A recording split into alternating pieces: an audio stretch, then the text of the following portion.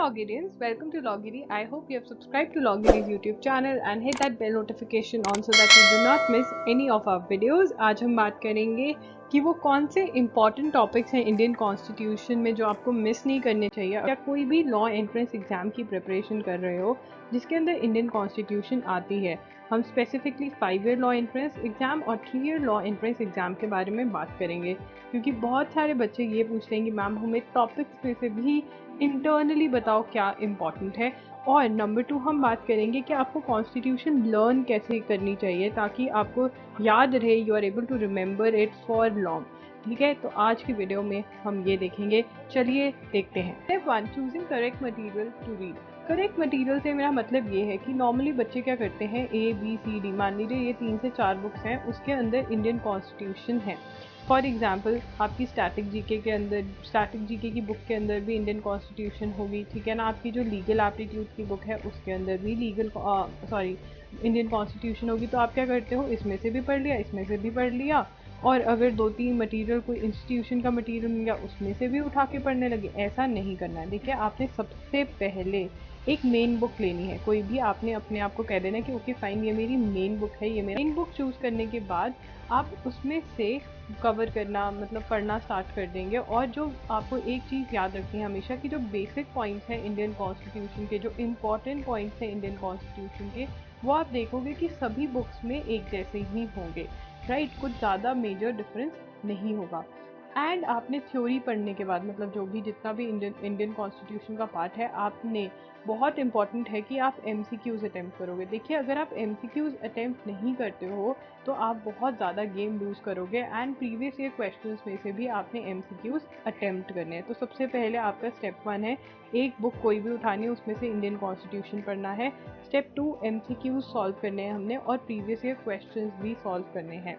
Right, और next ये है कि अगर आपको कॉन्फिडेंस नहीं बन पा रहा, मान लीजिए आपने एक बुक में से इंडियन कॉन्स्टिट्यूशन कर ली है बट आपको फिर भी लगता है कि नहीं, जो वो एक और बुक है जिसके अंदर इंडियन कॉन्स्टिट्यूशन है, जब आप बहुत अच्छे से एक मटेरियल से कवर कर लेंगे, MCQs भी अटेम्प्ट कर लेंगे, तो just run through the other book. Run through मतलब फटाफट से देख लो, अगर कोई आपको डिफरेंट पॉइंटर मिलता है, अगर कोई डिफरेंट पॉइंट्स मिलते हैं तो ये मेन बुक के अंदर नोट कर लीजिए। ठीक है, इतना ही करना है। वैसे एक बुक में से और प्लस MCQs करके प्लस प्रीवियस ईयर क्वेश्चंस करके आपका काम बन जाना चाहिए। Step 2, take good 10 to 15 days to read. अब नॉर्मली बच्चे क्या करते हैं, इंडियन कॉन्स्टिट्यूशन का टॉपिक उठाते हैं, उसको 2 से 3 दिन में ख़त्म करने की कोशिश करते हैं, पूरा पूरा दिन भर कर। अगर आपके पास 15 डेज नहीं है, मान लीजिए आप 1 मंथ वाले कैंडिडेट हैं, तो ट्राई करिए कि आप 10 डेज के अंदर एटलीस्ट उन टॉपिक्स को डिस्ट्रीब्यूट करें। Try let the topic sync होने दे जो भी आप पढ़ रहे हैं, और उसके बाद ही नेक्स्ट डे नेक्स्ट टॉपिक उठाएं। और अगर आपके पास 1 ईयर का टाइम है तो फिर आप बड़े आराम से 10 to 15 डेज में कॉन्स्टिट्यूशन जो है वो कवर कर सकते हैं। Right, so plan accordingly, distribution accordingly करें। सारा का सारा कॉन्स्टिट्यूशन एक दिन में या 2 दिन में पढ़ने की नहीं कोशिश करें, बिकॉज हमें सब कुछ समझना है। ठीक है ना, कवर कॉन्स्टिट्यूशन टॉपिक वाइज, जैसे फर्स्ट इंट्रोडक्शन, उसके बाद प्रीएम्बल और ये सब कुछ। You will be able to remember if you understand. ठीक है ना, तो हमने जो है पढ़कर, हमने सिर्फ रीडिंग करके काम खत्म नहीं करना है, हमने अंडरस्टैंड भी करना है। क्योंकि कॉन्स्टिट्यूशन के अंदर बहुत सारी लीगल टर्म्स ऐसी आएंगी जिनके बारे में आपको रिसर्च करना पड़ेगा, देखना पड़ेगा उनका मीनिंग क्या है। तो इसलिए आपको टाइम चाहिए। और अगर आप एक दिन में पूरा कॉन्स्टिट्यूशन करने की कोशिश करेंगे या 1 से 2 दिनों में, तो आप ऐसी रिसर्च या ऐसी अंडरस्टैंडिंग नहीं बना पाएंगे। ठीक है, तो 1 और 2 टॉपिक्स अ डे ही करना है आपने, and so you have to plan accordingly. Divide bigger topics into parts and then read them. For example, fundamental rights का टॉपिक है। fundamental rights बहुत बड़ी हैं, ठीक है, लंबी हैं, कितने सारे important topics आ जाते हैं। तो आप जो rights हैं, जैसे एक दिन right to equality कर ली, दूसरे दिन right to freedom कर लिया, उसके बाद writs कर ली, ऐसे करके डिवीजन करिए। तो जो एक पार्ट, जो बड़ा पार्ट है, उसको ट्राई करिए कि आप स्मॉलर पार्ट्स में डिवाइड करके करें, सो दैट आपकी जो अंडरस्टैंडिंग है इंडियन कॉन्स्टिट्यूशन की वो बहुत अच्छे से हो जाए। Step 3, notes. शॉर्ट नोट्स बनाने हमने इंडियन कॉन्स्टिट्यूशन के ही बुक के अंदर ही हमने नोट्स बना लेने हैं, बहुत इजीली नोट्स बन जाएंगे। और ये क्यों बनाने हैं, क्योंकि हमने बाद में रिवाइज भी करना है। बहुत बच्चे कहते हैं कि हमें इंडियन कॉन्स्टिट्यूशन लर्न करने में प्रॉब्लम हो रहा है, we don't know how to learn Indian constitution. So Indian constitution को लर्न करने का बेस्ट तरीका यही है कि सबसे पहले तो उसको छोटे छोटे स्मॉल पार्ट्स में करें, और दूसरा जितना भी पार्ट करें उसके नोट्स बनाए बुक में ही। अटैच एक्स्ट्रा पेपर और पुट पोस्ट इट। अगर आपको लग रहा है कि ज़्यादा स्पेसिंग नहीं है बुक के अंदर तो आप एक्स्ट्रा पेपर्स अटैच कर सकते हैं या पोस्ट इट लगा सकते हैं। Step 4, attempt MCQs. देखिए, आपको एमसीक्यूज अटेम्प्ट करने हैं प्रीवियस ईयर क्वेश्चन पेपर्स में से भी और प्रैक्टिस बुक में से भी। नॉर्मली बच्चे क्या करते हैं, थ्योरी पढ़ लेते हैं, थ्योरी वाला पार्ट पढ़कर कहते हैं कि दी हमारा जो कॉन्स्टिट्यूशन है वो डन हो गया है, बट जो एमसीक्यूज हैं वो उनको देखते भी नहीं है। बट एमसीक्यूज बहुत ही इम्पॉर्टेंट रोल प्ले करते हैं आपकी प्रेपरेशन के अंदर। उसके 2 रीजंस हैं, वो क्या रीजंस हैं देख लेते हैं। सबसे पहला रीजन तो ये है कि एमसीक्यू आपको बताता है are you learning the right thing, क्या आप सही चीज़ याद कर रहे हो। कई बार क्या होता है कि आप याद तो अच्छे से कर रहे होते हो, बट आप कुछ भी याद कर रहे होते हो, जो इंपॉर्टेंट चीज़ें हैं वो आपकी मिस हो जाती हैं। तो जब आप एमसीक्यूज़ में से पढ़ोगे, जब आप एमसीक्यूज़ अटेम्प्ट करोगे, तो जो आपकी इंपॉर्टेंट चीज़ें हैं वो कभी भी मिस नहीं होगी, नंबर 1। नंबर 2, एमसीक्यूज़ में आपको एक्स्ट्रा इन्फॉर्मेशन मिलेगी। जो आप कह रहे हो कि आपने एक से ज़्यादा बुक पढ़नी है, अगर आप ज़्यादा से ज़्यादा एमसीक्यू सॉल्व करोगे तो वो वही काम करेंगी। वो आपके एक्स्ट्रा क्वेश्चंस जो हैं, जो मे बी आपने थ्योरी में नहीं पढ़े होंगे, वो आपके क्वेश्चंस कवर हो जाएंगे जब आप एमसीक्यू सॉल्व करेंगे, ठीक है ना। और थर्ड बात, जो सबसे इम्पॉर्टेंट बात है, वो ये है कि एमसीक्यू सॉल्व करते टाइम आप देखोगे बड़े क्वेश्चंस डाइसी क्वेश्चंस होते हैं। डाइसी क्वेश्चंस मतलब ऐसे क्वेश्चंस, मान लीजिए ए, बी, सी और डी ऑप्शन दी हुई है, ठीक है ना। आपको पता है बी और सी, डी में से तो आंसर नहीं है, बट ए और सी में कंफ्यूजन है। वो इसलिए होता है क्योंकि क्वेश्चन डाइसी है। सबसे बड़ा एग्जाम्पल यही है कि constitution, when was constitution adopted and when did it came in force, ठीक है। इसमें बड़ी कंफ्यूजन होती है बच्चों को। अगर आपने एमसीक्यू क्वेश्चन सॉल्व किया होगा तो आपको क्लैरिटी रहेगी। और ऐसे बहुत सारे क्वेश्चंस हैं स्पेशली कॉन्स्टिट्यूशन के अंदर जो डाइसी क्वेश्चंस हैं। Step 5, revise as many times as you can.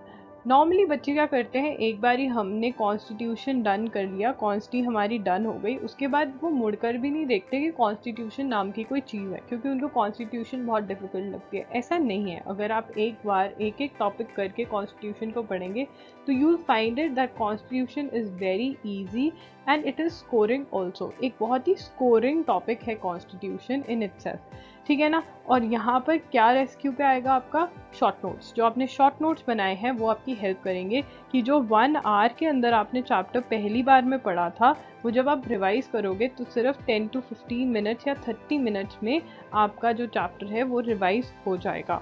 Okay, number 1। Number 2, आपने रिविजन साइकिल्स कैसे बनाने हैं ये भी समझ लीजिए।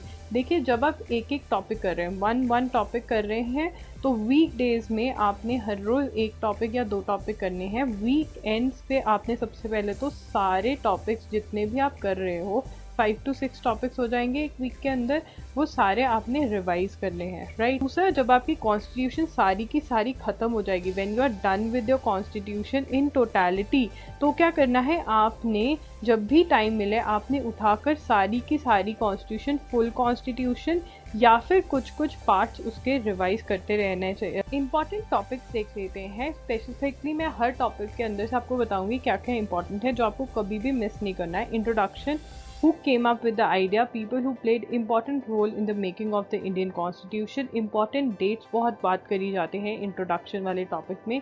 इंपॉर्टेंट फीचर्स में आपको हर फीचर का मीनिंग पता होना चाहिए और आपको रिमेंबर करना है पॉइंट वाइज कि कौन कौन से फीचर्स हैं, क्योंकि ये एक बड़ा ही क्वेश्चन आ जाता है कि कौन से फीचर्स इंडियन कॉन्स्टिट्यूशन के हैं या कौन से नहीं है।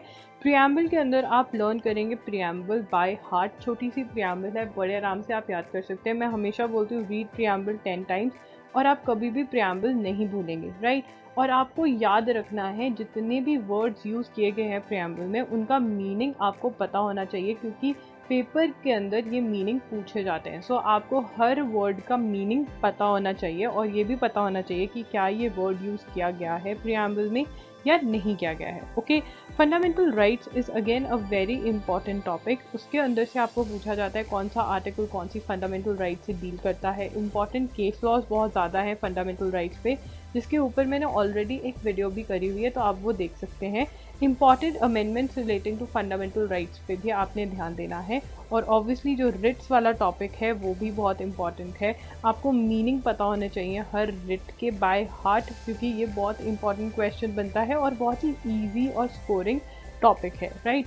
फंडामेंटल ड्यूटीज़ में कौन से पार्ट में फंडामेंटल ड्यूटीज़ हैं, कौन सा आर्टिकल डील करता है, कमीशन कौन सा था जिसकी वजह से फंडामेंटल ड्यूटीज़ ऐड करेगी, कौन सी अमेंडमेंट के थ्रू फंडामेंटल ड्यूटीज़ ऐड करेगी, ये सारे क्वेश्चंस का आंसर आपको पता होना चाहिए, क्योंकि ये बहुत इंपॉर्टेंट क्वेश्चंस हैं।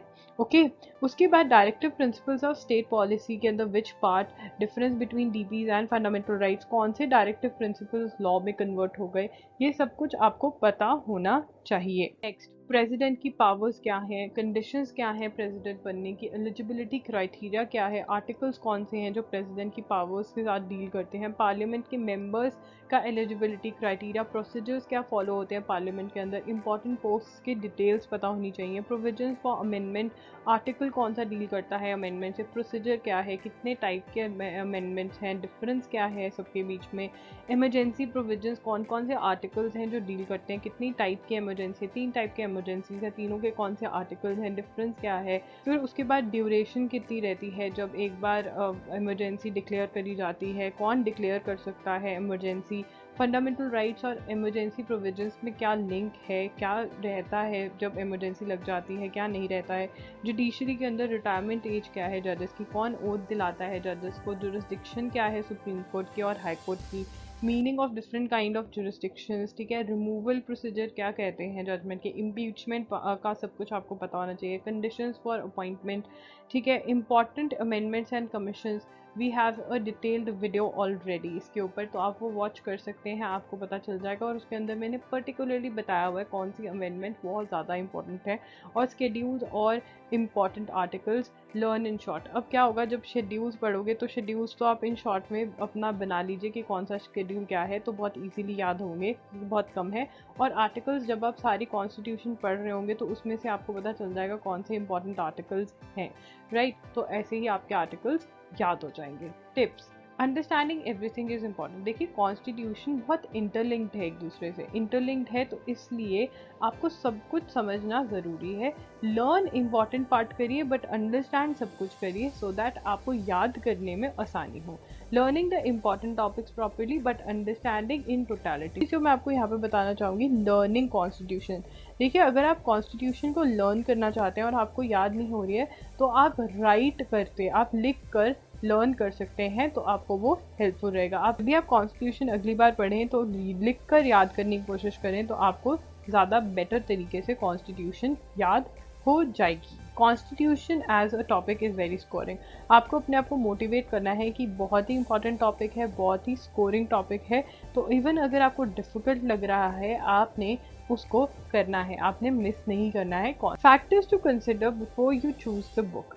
देखिए सबका क्वेश्चन यही होगा दी हम कौन सी बुक में से कॉन्स्टिट्यूशन कवर करें। आप कोई भी बुक उठा लीजिए, सबके अंदर बेसिक तो सेम ही रहेगा, बट अगर आप स्टैटिक जीके की बुक उठाते हैं तो उसके अंदर जजमेंट्स में भी इतनी ज़्यादा नहीं कवर होंगी, तो ट्राई करिए कि लीगल बैकग्राउंड की बुक उठाइए, जैसे यूनिवर्सल, सिंगल, ऐसी कोई बुक, ए बी भारद्वाज, कोई भी बुक उठा लीजिए बट लीगल बैकग्राउंड की, क्योंकि हमें जजमेंट्स भी कवर करनी है, राइट।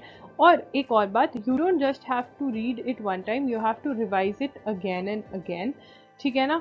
तो go for a book which you can cover in the time frame that you have. अब बहुत सारे बच्चे क्या करते हैं, कोई भी बड़ी सारी बुक ले लेते हैं और उन बेचारों के पास सिर्फ 1 मंथ होता है, ठीक है। ऐसा नहीं करना है, आपने बुक की जो सिलेक्शन है वो टाइम फ्रेम देखते हुए चूज़ करना है, कि अगर आपके पास कम टाइम है तो आप थोड़ी छोटी बुक उठा लीजिए बट उसको कवर करने की कोशिश करिए। अगर आपके पास ज़्यादा टाइम है तो आप कोई भी बुक के लिए जा सकते हैं। जैसे एम लक्ष्मीकांत की इंडियन पॉलिटी बहुत ही फेमस है इंडियन कॉन्स्टिट्यूशन के लिए, बट उसके लिए आपको बहुत ज़्यादा टाइम चाहिए कि आप उस बुक को कवर कर सकें, फिर उसमें नोट्स बना सकें और उसको रिवाइज भी कर सकें। और आपने ये भी ध्यान में रखना है कि आप कौन से एग्ज़ाम के लिए प्रिपेयर करें, for which exam are you preparing. अगर आपका एग्ज़ाम का डिग्री या लेवल इतना ज़्यादा नहीं है तो आप क्यों ज़्यादा या हायर डिग्री वाली बुक में से अपना पढ़ाई करो, ठीक है ना। जबकि कॉन्स्टिट्यूशन ऐसा है कि आप अगर एक नॉर्मल बुक में से भी पढ़ेंगे तब भी आपको समझ में आ जाएगी, ठीक है ना। Check the degree of the exam and then choose the book. Degree of the exam आप प्रीवियस ईयर क्वेश्चंस में से ही चेक कर सकते हैं, आपको पता चल जाएगा कि जो आपकी लीगल एप्टीट्यूड की बुक आप यूज़ कर रहे हो उसमें से आपका कवर होगा या नहीं होगा। Classes. So if you are interested in studying Indian Constitution, then you can contact us on our email ID, that is info.logiri@gmail.com। आप वहाँ पे हमें मेल सेंड कर सकते हैं और हम आपको डिटेल्स दे देंगे, या फिर आप हमें इंस्टाग्राम पे भी मैसेज कर सकते हैं जो है @IamLogiri, ठीक है। वहाँ पे आप हमें मैसेज करके डिटेल्स ले सकते हैं क्लास की। तो उम्मीद है कि आपको ये वीडियो हेल्पफुल लगी होगी। अगर आपको वीडियो हेल्पफुल लगी तो प्लीज़ लाइक कीजिएगा और अपने फ्रेंड्स के साथ शेयर भी कीजिएगा। चैनल को प्लीज़ सब्सक्राइब करना और बेल नोटिफिकेशन ऑन कर देना ताकि जब भी मैं एक न्यू वीडियो डालूँ आपको नोटिफिकेशन आ जाए। और अगर आप चाहते हैं कि आपको वीडियोस की नोटिफिकेशन मिले और जो हम एक्टिविटीज़ कर रहे हैं लॉगिरी पे उसकी नोटिफिकेशन मिले तो हमारा टेलीग्राम ग्रुप ज़रूर ज्वाइन करिएगा। अगर आपको ये वीडियो हेल्पफुल लगी तो प्लीज़ मुझे कमेंट करके नीचे बताइए कि आपको ये वीडियो हेल्पफुल लगी, ताकि मैं और ऐसी वीडियोस बना सकूं जो आपको ज़्यादा से ज़्यादा हेल्प कर सके। आप मुझे इंस्टाग्राम पे भी फॉलो कर सकते हैं, वहाँ पे मैं @IamLogiri के नाम से हूँ। वहाँ पे आप फॉलो कीजिए क्योंकि वहाँ पे हम बिल्कुल डिफरेंट कंटेंट डाल रहे हैं और चाहते हैं कि मैं आपको वीकली न्यूज़ लेटर भेजूँ जिसके अंदर मैं लॉ के बारे में और भी अच्छे से बात करती हूँ। तो प्लीज़ अपनी ईमेल आईडी नीचे दिए गए डिस्क्रिप्शन बॉक्स में एक लिंक है, वहाँ पे जाके अपना ईमेल आईडी ड्रॉप कर दीजिए ताकि जब भी मैं कुछ ऐसा करूँ आपको ईमेल पहुँच जाए और आप वो देख सके। वो मैं यूट्यूब चैनल पे नहीं डालती हूँ, वो सिर्फ मेरे जिन्होंने न्यूज़ लेटर सब्सक्राइब करा हुआ है उनको भेजती हूँ। आज के लिए इतना ही, मिलते हैं जल्द, बाय।